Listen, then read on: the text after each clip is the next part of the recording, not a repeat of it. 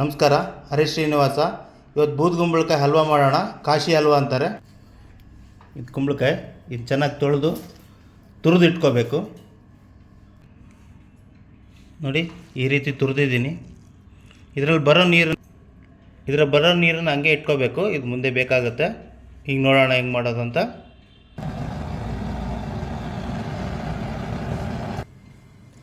ಮೊದಲಿಗೆ ಸ್ವಲ್ಪ ತುಪ್ಪ ಹಾಕ್ಕೊಳ್ಳಿ, ಫ್ರೈ ಮಾಡೋದು ಬೇಕು. ಮತ್ತು ಆಮೇಲೆ ಮತ್ತೆ ಬೇಕಾಗುತ್ತೆ.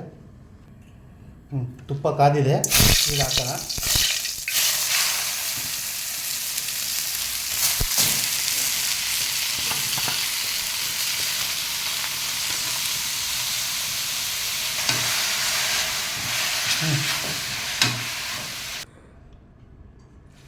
ಚೆನ್ನಾಗಿ ಹಸಿ ವಾಸನೆ ಹೋಗೋವರೆಗೂ ಫ್ರೈ ಮಾಡ್ಕೊಳ್ಳಿ ತುಪ್ಪದಲ್ಲಿ.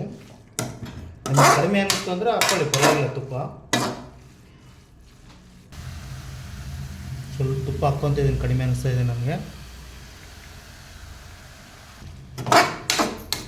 ಕ್ಯಾಟ್ರಿಂಗ್ನಾಗ ಹಿಂಗೆ ಮಾಡ್ತಾರೆ.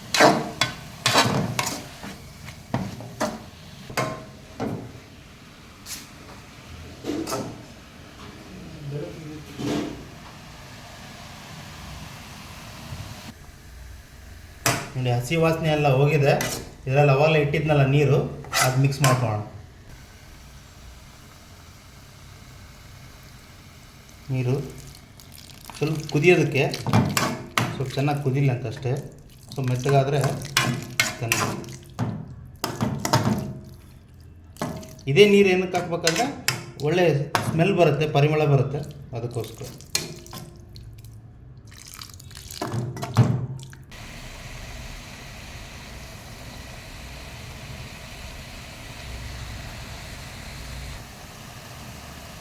ನೋಡಿ, ನೀರು ಸ್ವಲ್ಪ ಕಡಿಮೆ ಆಗ್ತಾಯಿದೆ. ಫುಲ್ಲು ಇದು ಡ್ರೈ ಆಗಲಿ, ಯಾಕಂದರೆ ಮತ್ತೆ ಸಕ್ಕರೆ ಹಾಕಬೇಕು. ಸಕ್ಕರೆ ಹಾಕಿದರೆ ಮತ್ತೆ ನೀರು ಬಿಡುತ್ತೆ, ಅದಕ್ಕೋಸ್ಕರ ಫುಲ್ ಡ್ರೈ ಆಗಲಿ. ಇನ್ನೂ ಒಂದು ನಿಮಿಷ. ನೋಡಿ, ಎಲ್ಲ ನೀರು ಡ್ರೈ ಆಗಿದೆ. ಸ್ವಲ್ಪ ಖವ ಹಾಕ್ತಾಯಿದ್ದೀನಿ, ರುಚಿಗೆ ಚೆನ್ನಾಗಿರುತ್ತೆ.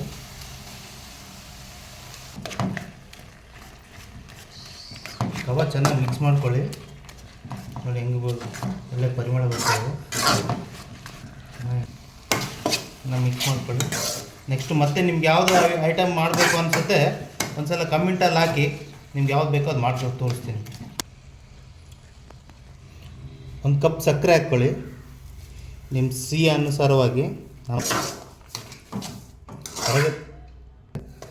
ಸಕ್ಕರೆ ಕರಗುತ್ತೆ ಬಿಸಿ ಇದ್ದಾಗ, ಕಲಿಸ್ಕೊಳ್ಳೋಣ ಅಷ್ಟೇ. ನೋಡಿ,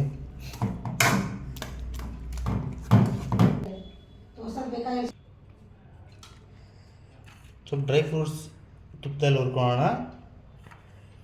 ಸ್ವಲ್ಪ ಬಾದಾಮಿ,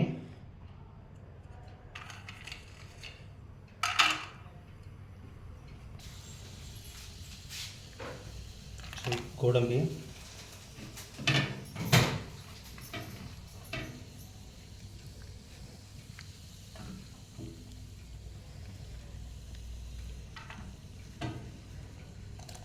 ದ್ರಾಕ್ಷಿ ಹಾಕ್ತಾಯಿದ್ದೀನಿ, ಇರುತ್ತೆ.